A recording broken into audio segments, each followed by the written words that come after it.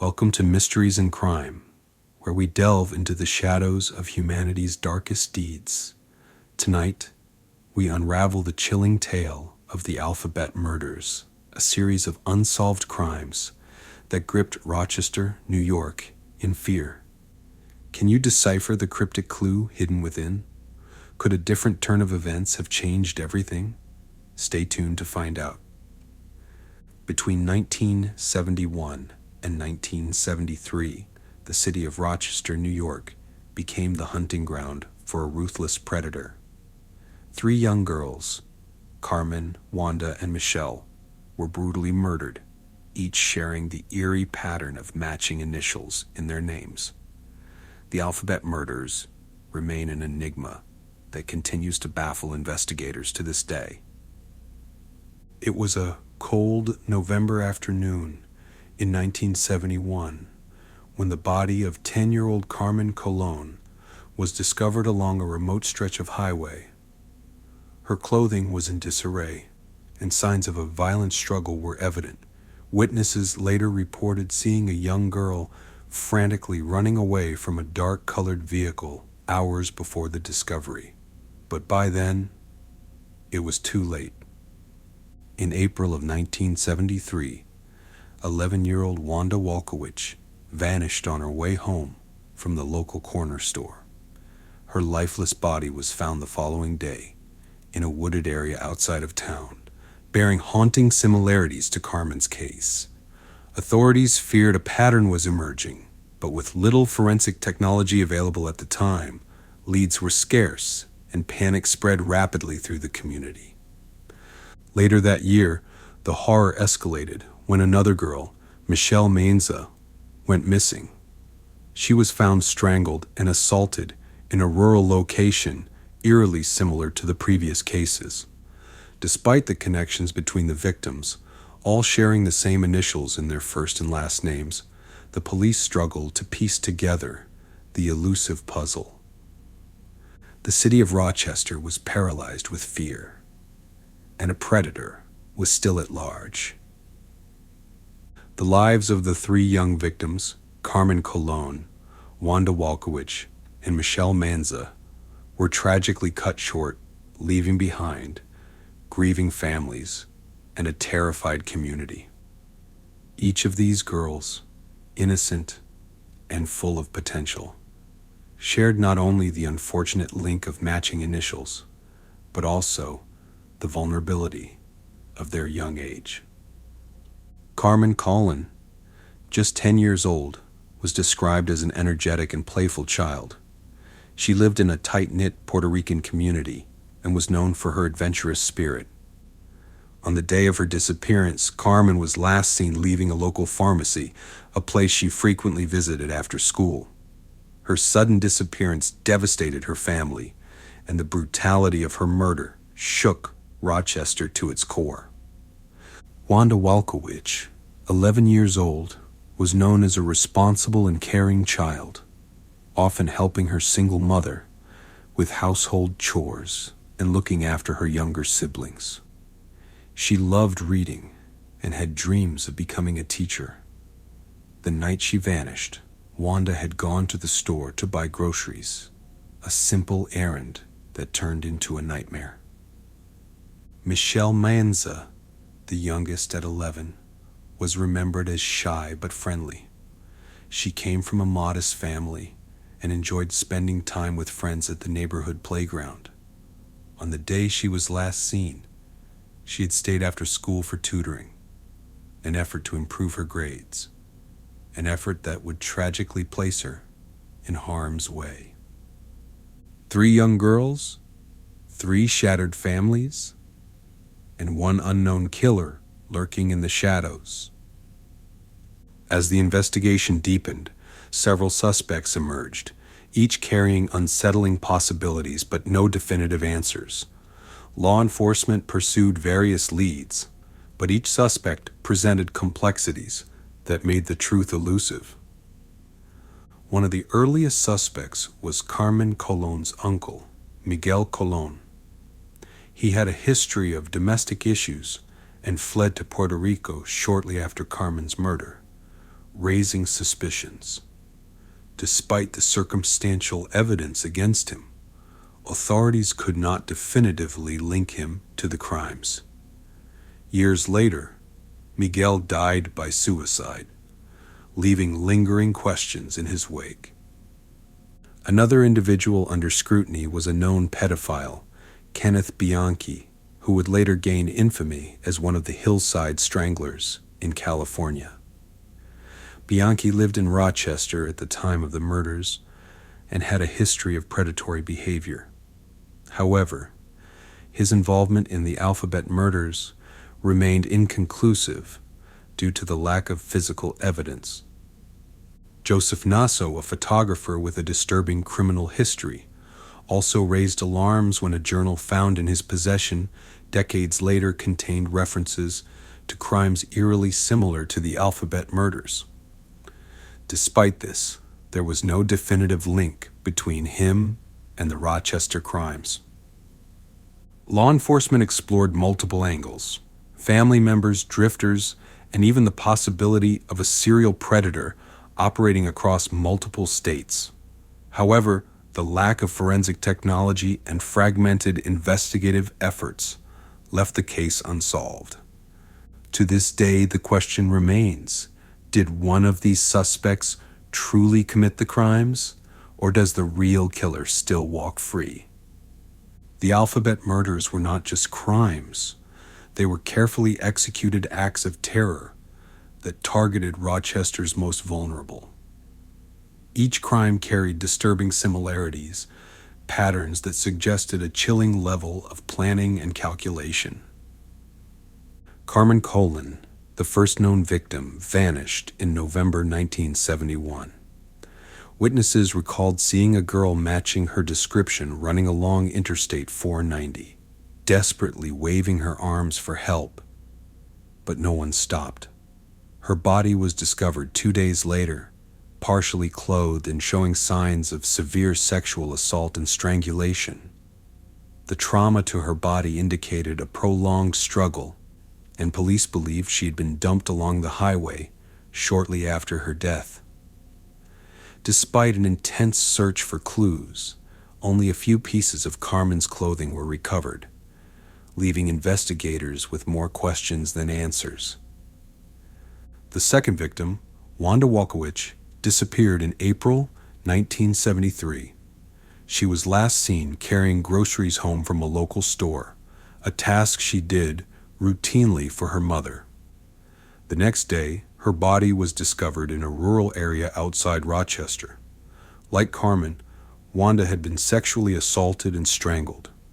But this time, her killer appeared to have spent more time with the body before dumping it. Investigators noted distinctive red fibers found on Wanda's clothing, possibly from a carpet or upholstery, which became a crucial lead, though it ultimately led nowhere. Then came Michelle Mayenza. In November of the same year, Michelle went missing on her way home from school. Her body was discovered just 2 days later, eerily echoing the previous crimes. Investigators found clear signs of physical abuse, and forensic examination revealed that she had been driven a considerable distance before being left at the crime scene. Michelle's case introduced another disturbing detail. Dirt and gravel particles found on her clothing suggested she had been in an industrial area before her murder. The chilling connection among the victims, their matching initials, CC, WW, and MM, this eerie pattern led investigators to label the case the Alphabet murders. Law enforcement suspected the killer had an unsettling fixation on these initials, though they could never determine why or how he chose his victims. The calculated disposal of the bodies in remote but accessible locations indicated that the killer had intimate knowledge of the region, suggesting a local perpetrator. Police also considered the theory of a signature in the form of a personal calling card left behind at each crime scene. However, the killer remained meticulous in covering his tracks, leaving behind little forensic evidence that could tie him to the crimes definitively. Despite efforts to collect hair samples, fibers, and fingerprints, none of the evidence provided a concrete suspect. The brutality of the crimes, the precision in their execution, and the deliberate targeting of young girls with matching initials pointed to a predator who operated with eerie confidence. Each murder left an undeniable mark on the city's psyche, fueling widespread fear and speculation. The question remained, was the killer someone the girls knew? Or was he a phantom who preyed on the innocent, vanishing into the darkness after each crime? The investigation into the Alphabet murders was one of the most exhaustive efforts in Rochester's history.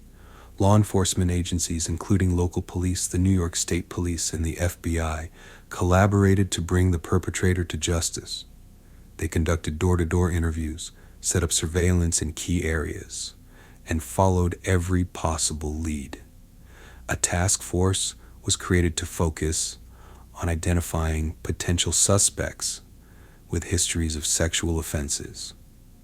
One of the key investigative strategies involved analyzing the victimology, trying to determine if the girls had any personal connections to each other or the suspect. Investigators examined school records, neighborhood links, and even possible connections to local businesses. Despite their efforts, the case was hindered by the limitations of forensic science in the early 1970s. Without the benefit of DNA analysis or advanced profiling techniques, investigators had to rely heavily on eyewitness accounts and physical evidence that often led to dead ends. Forensic technology in the early 1970s was in its infancy, and this posed significant challenges in solving the Alphabet murders. Evidence collected from the crime scenes, including fibers, hair samples, and fingerprints, was carefully analyzed, but the results were inconclusive. The distinctive red fibers found on Wanda Walkowicz's clothing were examined, yet they failed to match any known suspects. The lack of surveillance footage and the inability to analyze trace evidence in the way modern forensic science allows meant that crucial clues went unnoticed or unverified. Investigators also struggled with contamination issues, as crime scene protocols were not as stringent as they are today. In recent years, cold case investigators have attempted to re-examine the evidence using modern DNA analysis techniques, but the degradation of materials over time has made extracting viable genetic material extremely difficult. The forensic hurdles in this case have left investigators with more questions than answers. The Alphabet murders cast a long shadow over Rochester, plunging the city into a state of fear and paranoia. Parents became increasingly protective. Children were no longer allowed to walk alone, and a sense of unease permeated every neighborhood. Schools and community centers implemented safety measures, while local organizations held town meetings to discuss the growing threat. Rumors swirled through the community, with some believing the killer was someone they knew, perhaps a trusted figure hiding in plain sight. The fear was so palpable that it altered daily routines, with residents becoming wary of strangers and taking extra precautions to keep their children safe. The media played a crucial role in shaping public perception of the Alphabet murders. Local newspapers and television stations covered the case extensively, often highlighting the eerie pattern of matching initials in their headlines. Speculation ran rampant, with journalists digging into the victims' backgrounds and questioning law enforcement's ability to capture the killer. National outlets soon picked up the story, drawing comparisons to other unsolved crimes across the country. While the coverage kept the case in the public eye, it also fueled fear and confusion, leading to a flood of false leads and tip-offs that ultimately led investigators down countless dead ends. Over the years, Numerous theories have emerged surrounding the Alphabet murders, with some investigators believing the killer was someone familiar with the victim's routines, while others speculated a stranger with a sinister fixation. One prevailing theory suggests the murders were the work of a serial predator with an obsessive-compulsive pattern, targeting young girls based on their initials. Among the most compelling suspects was Carmen Colon's uncle, Miguel Colon, who exhibited suspicious behavior and fled the country after her death. Another strong candidate was Kenneth Bianchi, who later confessed to multiple murders in California as one of the hillside stranglers. However, investigators were unable to conclusively tie him to the Rochester killings. Despite these leads, no suspect has ever been definitively charged, leaving open the possibility that the true perpetrator may have slipped through the cracks, continuing to evade justice to this day. While no suspect was ever formally convicted of the Alphabet murders, law enforcement brought several individuals in for questioning over the years, but none were conclusively linked to all three murders. Investigators faced numerous legal obstacles, including a lack of physical evidence tying any suspect to the crimes, and the reliance on witness testimonies that often proved unreliable. As we close the chapter on the Alphabet murders, we are left with more questions than answers. Did you catch the clue hidden in today's story?